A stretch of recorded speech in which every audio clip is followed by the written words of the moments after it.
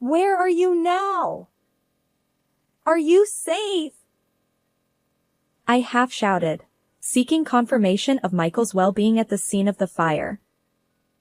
However, on the other end of the phone, he responded with annoyance, saying, "What's with the sudden call? I'm at the office. You should know better than to call during work." He delivered this curt message and promptly hung up. It was inconceivable that he could be working normally amidst a raging fire. Realizing that Michael wasn't at his workplace, I became convinced of his betrayal. I decided to carry out the plan I had prepared earlier. I am Olivia Brown, 29 years old. As a nurse working in a hospital, I face numerous patients every day. Throughout my life, I've been called thoughtful and helpful, and even now as an adult, I enjoy assisting others. That's why I consider nursing to be my calling.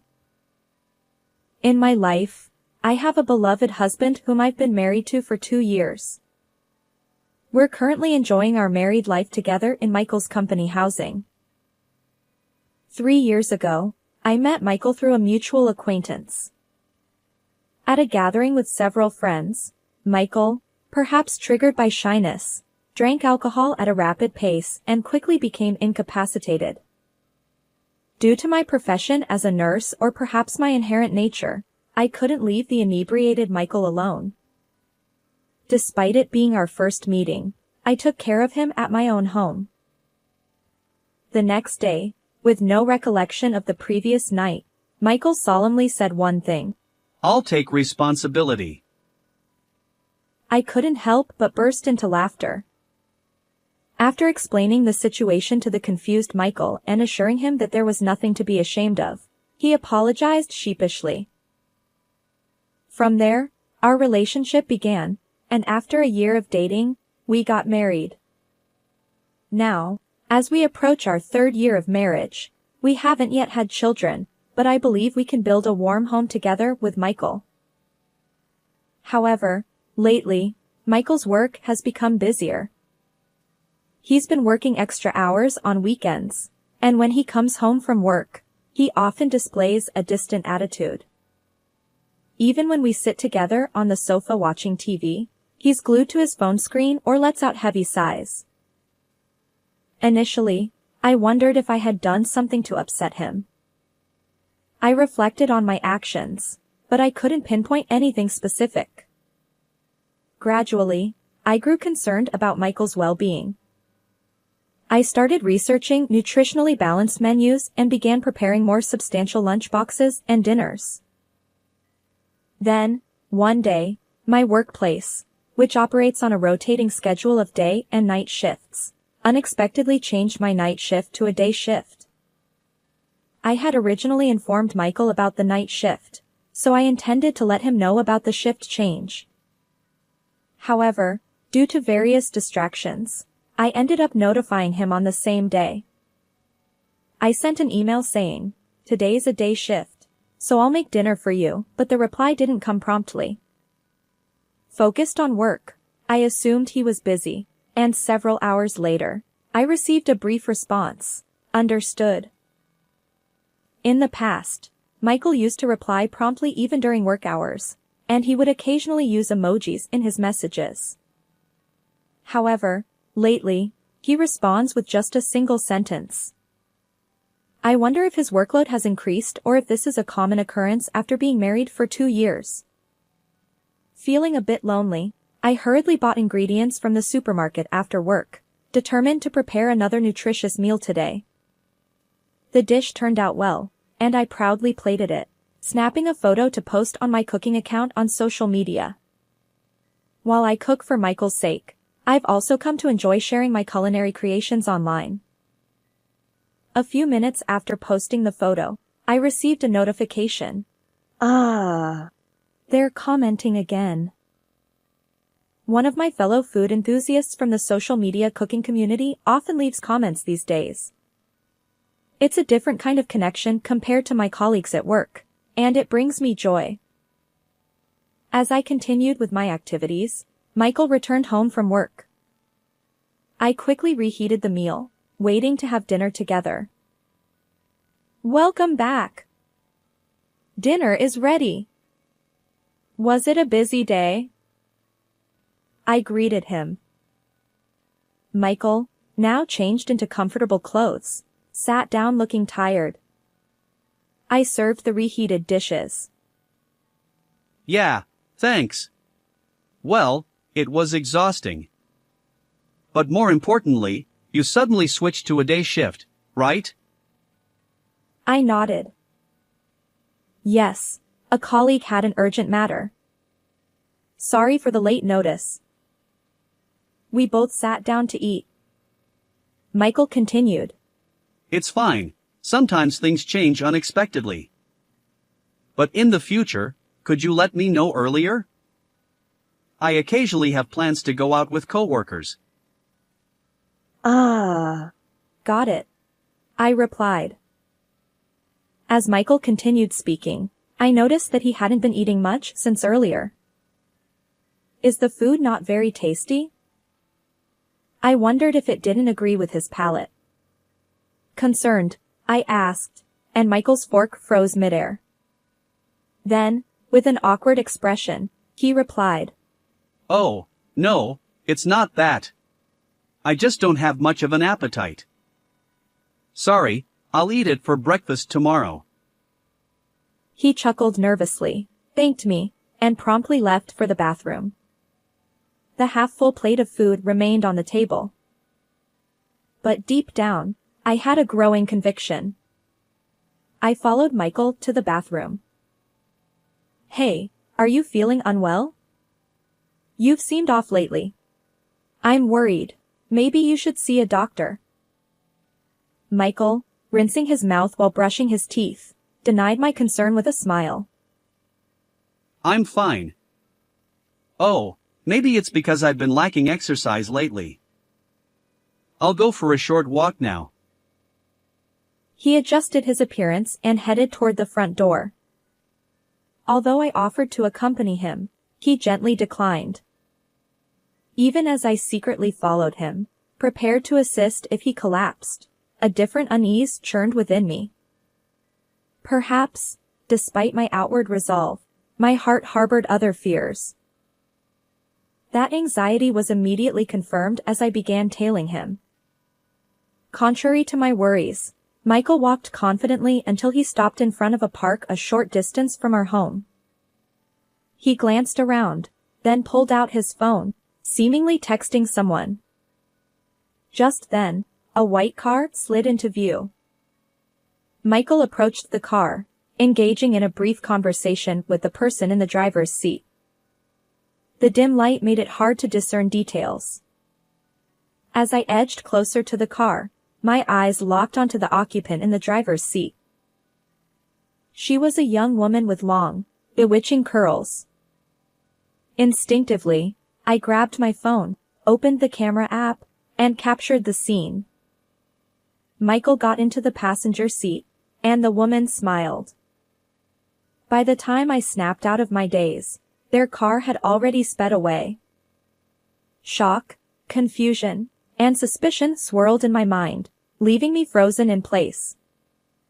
Then, I received a message from Michael. Met an acquaintance unexpectedly, so I'll be home a bit late. An acquaintance? Unexpectedly? The vivid image from moments ago burned into my mind, and I couldn't bring myself to believe Michael's words. That day, Michael finally returned home after 1 a.m. My anxiety had reached its breaking point, and tears welled up as I confronted him with the photo I had taken. Michael froze when he saw the picture, then quickly put on a smile. Oh, it's just someone from a client company I happened to meet during my walk. He spoke with certainty, as if rehearsed. We were just discussing work matters. There's nothing more to it. Please believe me. His expression resembled that of a victim, shutting down any further inquiry. Afterward, Michael's work became even busier, and I found myself working overtime more often on the days I had day shifts. Despite our strained relationship, I attempted to find time to discuss the incident, but he always deflected, claiming exhaustion. Yesterday, overtime. Today, working on a day off. Is it really just work? Whenever my focus wavered during work, I couldn't shake the image of Michael and that woman being close. As the morning sun pierced my tired eyes after finishing a night shift, I wondered what lay ahead. Recently, consumed by anxiety and worry, I realized I hadn't been taking care of myself. So, I stopped by a cake shop early in the morning and bought a cake. Feeling slightly brighter, I left the shop and took a different route home. This area had many hotels, and I often saw couples walking who seemed to have secrets. Perhaps due to the early hour, the air felt quiet. Carefully holding the cake to prevent it from crumbling, I thought about how I could enjoy it with tea at home. But then, as I walked on the opposite side of the sidewalk, I glimpsed a young couple emerging from a hotel. My gaze shifted there casually, and suddenly, I froze. It was Michael, squinting his tired eyes and smiling, accompanied by the woman with the long, bewitching curls, the same woman from the car that day. The cake slipped from my hand, crashing to the ground. At that moment, my mind fixated on one mission. I need evidence. Trembling, I pulled out my phone, aimed it at their smiling faces, and snapped a photo. The two of them looked like lovers. My heart raced, and a cold sweat broke out. Michael had been lying after all. As I stared at the fallen cake box and the photo of the two of them, a thought formed in the corner of my mind. We can't be together anymore. The series of events transformed my suspicions about Michael into certainty, and the word divorce began to feel real one day. On that particular day, during my day shift, I was diligently working as usual. Just as I was handling a phone call, I heard the distant wail of fire truck sirens, passing through the neighborhood. It wasn't just one fire truck. There were 2 or 3, which made me worry that there might be a fire nearby. After finishing the call, I caught my breath, and 2 colleagues who had been in the patient's room returned, whispering. It's scary, isn't it? I asked if something had happened, suspecting trouble. One of my colleagues leaned in and said, There's a fire at Company A. A patient we passed in the hallway mentioned it. Company A fire. The moment I heard those words, a cold sweat ran down my spine. Excusing myself from my colleagues, I clutched my phone and hurried to a secluded spot. Company A, where the fire had broken out, was the same company where Michael worked. Please, I prayed silently, as I dialed his number. Today, just like every other day, I had seen him off in the morning as he left for work. Since the incident, we rarely crossed paths at home, and our conversations had dwindled. But I never missed our morning farewell. Please, answer. As if my prayers had been answered, I heard Michael's voice on the other end after a few rings. Yes. Where are you now? Are you safe? I half shouted, seeking confirmation of Michael's well-being. But he responded with annoyance, as if inconvenienced. What's with the sudden call? I'm at the office. You should know better than to call during work.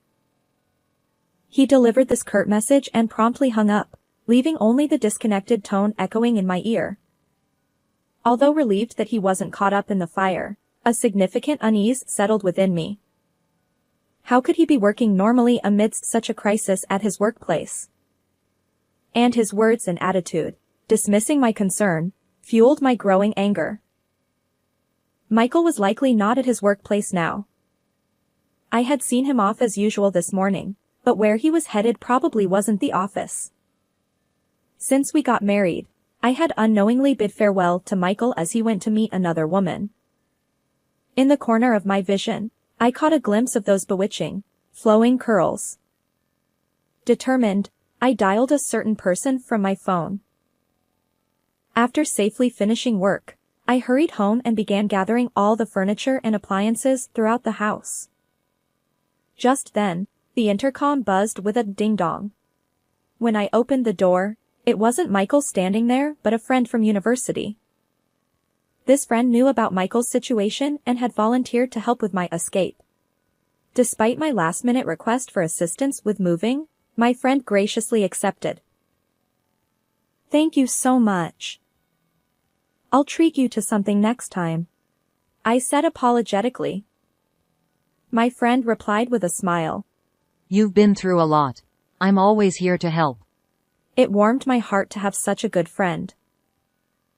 Together, we carried out the furniture and appliances, loading the car with clothes I had already sorted weeks ago. The room, once filled with furniture and appliances I had used since my single days, now appeared empty and desolate. As I gazed at the space, I questioned myself once again. Did I have any lingering attachments to this life? No, I didn't. Without looking back, I confidently turned on my heel and headed toward an apartment near my workplace. Actually, after witnessing Michael leaving a hotel with another woman that day, I went straight to a real estate agency. Although I hadn't firmly decided on divorce, I had already rented an apartment just in case. I thought it was a wise decision. Once I moved my belongings into the apartment, I began unpacking. Then, I suddenly remembered something and pulled out my phone. I held it to my ear, waiting for the automated voice guidance to start. A few hours later, after finishing the moving process, I took a break. That's when a call came through an app. The caller ID displayed Michael. I exhaled and answered after a brief pause. Michael's voice sounded frantic on the other end.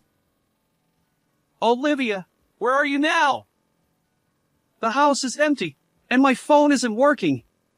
What's going on? I replied matter-of-factly. I took my belongings because most of them were originally mine. And about the phone, it was registered under my name, so I canceled it. His urgency came through the phone, but I remained composed. Besides, can't you use your phone? I asked. Michael stammered. Well, I can only use an app when connected to Wi-Fi. But wait, you're not seriously running away, are you? This has to be a joke. At this point, Michael still seemed unable to fully grasp the situation, and my frustration grew. Hey, are you seriously saying that? Don't act like you forgot the daytime call. A person at work wouldn't be calmly doing their job in the midst of a fire. I struggled to keep my voice steady, and then I asked the question I had wanted to know all day, or perhaps even longer. Where were you instead of going to the office? Who were you with? Michael hesitated, swallowed audibly, and finally broke the silence. His words confirmed what I had suspected. About that story of meeting a client's woman during my walk the other day, it was a lie. The truth is, she's a coworker, and today, I was at her place. The story he recounted was as I had anticipated. He had been involved with Sophia, the receptionist at his company, for about 6 months. They would meet on my night shifts. However, lately, Sophia had become demanding, so he had lied about working overtime or being on a day off just to see her. And today, they had both taken a day off, spending time at Sophia's place. But when the company called Sophia's phone, they learned about the fire. Michael laid it all out, yet even then, he pleaded over the phone. Please forgive me. I thought. Don't joke around. Finally, hearing the truth from your own mouth was a relief. Although our marriage was short, I had desperately tried to build a good home. I understood that Michael was trying to stop me with a wait, but I ignored it and stated firmly. I ask you to divorce me due to your infidelity. Let's discuss alimony through our lawyers. Goodbye. Despite Michael's apparent desire to say more, my unwavering stance left him with only a resigned yes in response. Subsequently, the fire at Company A made headlines in the local news, reaching a significant scale. But what caught me off guard was the revelation that the perpetrator was Michael's affair partner, Sophia. Early in the morning, Sophia had sneaked into the company's conference room, unraveled the curtain's edge, and ignited a thread using a lighter. The fire rapidly consumed the entire curtain, leaving the conference room in ashes. Fortunately, the building itself suffered only partial damage. Surveillance footage confirmed Sophia's guilt. As for her motive, she explained, "The married man I was seeing wouldn't divorce his wife, and even threatening to expose our relationship at work didn't work. I felt this extreme action was necessary." Honestly, I couldn't understand why she would commit a crime just to win Michael. According to Sophia's colleagues, she often complained about feeling lonely. Did she believe that obtaining a married man, who seemed to have everything, would fill her own loneliness? But as I thought about it, I realized that feeling alone even when together with someone was far more painful. Since the divorce discussion, I hadn't directly contacted Michael, but we proceeded with the legal process through our lawyers. Amidst all this, I heard about Michael's situation at work. After the fire incident, Michael, who genuinely knew nothing, was shocked when the company's HR informed him of the truth. Sophia was promptly arrested, and news of their affair spread rapidly within the company. Colleagues likened the incident to the one that occurred in a New York City Bronx nightclub in 1990, where a man intentionally set a fire because he wanted to meet his ex-lover. They referred to it as the Happy Land arson incident. Hearing this, I felt a twinge of sympathy, but ultimately, Michael's choice to be with another woman was his own doing. With that mindset, I calmly proceeded with the divorce, which went smoothly thanks to the incriminating photo I had taken with my phone. Additionally, Michael paid the alimony from his severance package. Having completely severed ties with Michael, I've been thoroughly enjoying my new apartment, which has become my cozy haven. Perhaps there were moments when I neglected myself, prioritizing caring for others. While continuing my nursing job, I've now carved out time for myself, especially relishing the joy of cooking, which had been my favorite pastime during my marriage. In the morning, I opened the window of my apartment, letting in the fresh air. As I glanced outside, I saw a family of 3 walking together, seemingly close. Strangely, I felt no regret at this moment. Instead, excitement about what lay ahead filled me. Just then, my phone buzzed, and when I checked the screen, I couldn't help but smile. The person I had connected with through my cooking account on social media had become a close friend since that incident. Today, we had plans to cook together. I replied to the message, "I'll be waiting," and immediately started preparing for our cooking session. How did you find this story? If you enjoyed it, consider subscribing to my channel. Until next time.